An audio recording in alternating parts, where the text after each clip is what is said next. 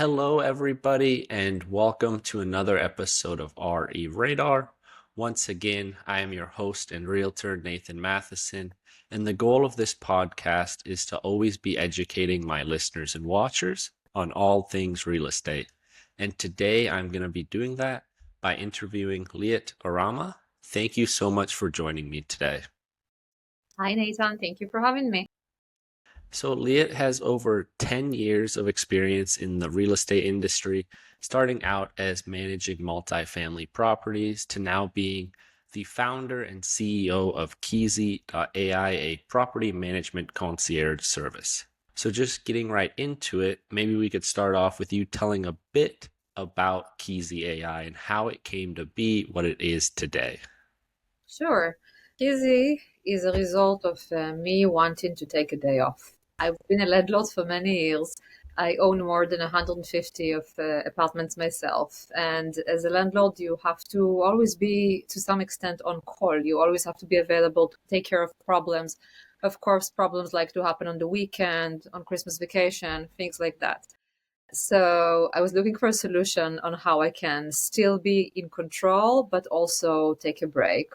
And I was not happy with the offering property management companies, traditional property management companies brought to me.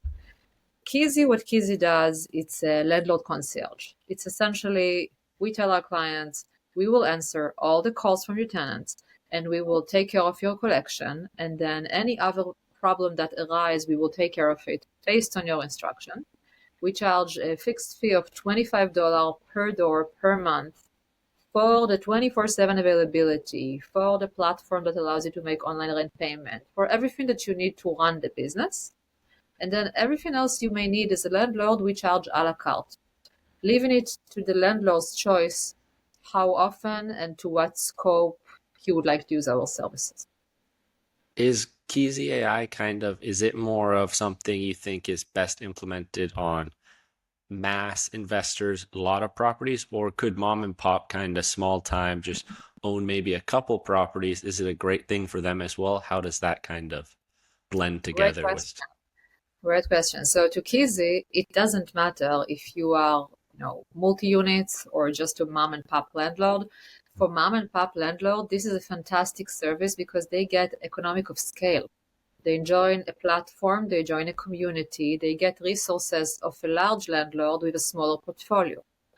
For larger landlords, of course, we have packages and we have special deals and we have a service that's called autopilot, where basically we will just do everything and bill you per use. So we really can work with anything. We can work with big, we can work with small. We're modular, adaptive, and we work with what our landlords are asking us to do. How have you kind of seen this property management industry change, and maybe for the better, maybe for the worse, over your time in that field? Yeah, so when I started my first few properties, I literally ran my numbers on a pen and paper sheet. And then I had an Excel spreadsheet like 8 years ago. I had this fancy Excel spreadsheet, and I thought, oh my gosh, I'm at the top of my career. I have a technical background. My husband has a technical background. As we grew, we started implementing more apps, more technology. It actually got easier. The more doors we had, the easier it got to manage. And of course, in the last couple of years, with automation and AI tools and all this latest and greatest that our crazy minds invented, it gets easier and easier to run real estate. So I think, generally speaking, the property management industry is way behind. Most property managers using old school tools. There's a lot of landlords out there that don't even offer online payment, such a basic feature. Not everyone offers. And that's why I'm so excited to start Keasy, because we're really bringing top of the line technologies and tools and AI into the space that so desperately need, catch up with time. Why do you think it is that kind of the property management industry has been staying behind? Is it simply people don't understand the access to this, or what might be the things holding people back from going the direction you're trying to bring it? Well, I have two answers for you. For property management, it's a lifestyle business. You run the properties that you run, you charge a lot of money, you do less and less and less. Why would you change? It's working for you. For landlords, I think there is trusting the tech to do a better job than you. It's a mental process. And especially when you're dealing with your huge investment, your real estate, it's a lot of money. Even if the rent is just $1,000 per month, we're talking about a large property, a large asset that you own. Trusting that an app can do a better job than you is a process. I remember myself years ago when I've moved from paper to app, I ran double books for a long time before I'm like, okay, this paper can go. At some point, I realized that I make more mistakes than my app, and you just, you embrace it, but it is a process. Also, generally speaking, landlords are older. Most people don't become landlords in their 20s when they're adaptive. So there's also a generational transition that's happening and affecting our access to tools and our mind and abilities. And I think these are the reasons why this industry is a little bit behind the rest of the world. Now, switching up the topic just a little bit here, I'd love to ask you kind of for your tips on building a business from the ground up and allowing that business to be scaled to any size. You've done it successfully, and a lot of people who listen to my podcast might be business owners themselves. So I'd love Mhm. to hear some of your tips for how to successfully scale up a business from the ground. Well, we have a saying here at Keasy.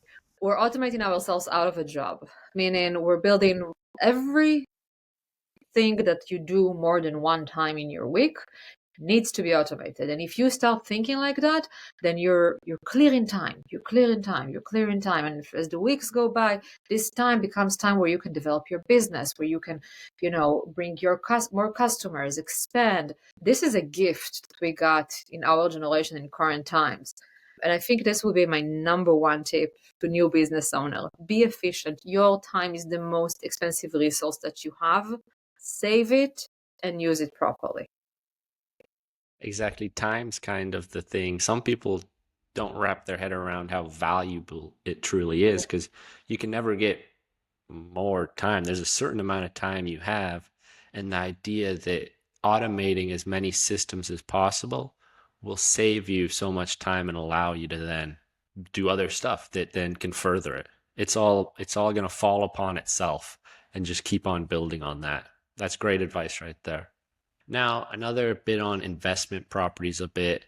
I've wanted to interview someone who has done investment properties and buy investment properties. So what would be kind of your advice to someone who wants to start getting into investment properties? How does someone make the jump into becoming an investor? Well, I think that the first step, once you've made a decision and you're convinced real estate is the route for you, you need to understand how much money you're putting into this game. And once you know how much money you put into this game, you need to make sure that this money is sitting in cash in your bank ready to be invested. If it's in the stock market, you have an excuse. The market is high, the market is low, da, da, da. If you need to, if there is an, get that out of the way.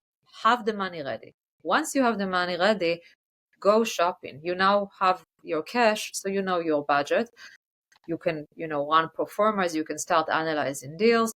Go shopping. See what's out there. Look around. My rule is if I've seen 10 properties and I haven't put an offer on any of them, then something in my process or in my expectation is wrong. So that's how I check myself whenever I'm on the market for a new deal. I know how much I'm going to invest. I know what I'm looking for. I'm seeing 10 deals. If none of them works for me, I need to adjust something in my expectation and in my process.